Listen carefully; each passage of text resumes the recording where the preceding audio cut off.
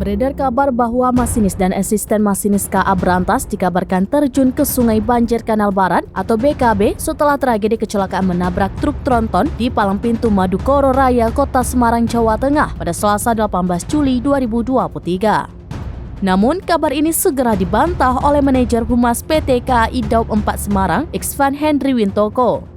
KAI mengungkapkan masinis dan asisten masinis KA dibawa ke klinik kesehatan setelah kecelakaan tersebut. Keduanya diperiksa secara menyeluruh baik fisik maupun psikis. Dengan demikian, kabar yang menyebut masinis dan asisten masinis KA Brantas terjun ke sungai itu tidak benar. Iksvan Henry Wintoko menjelaskan masinis dan asisten masinis KA Brantas dinyatakan tidak mengalami luka secara fisik. Meski begitu, keduanya masih syok setelah mengalami kecelakaan. Sementara itu, kondisi supir dan kernet truk tronton yang terlibat kecelakaan dengan KA Brantas masih misterius.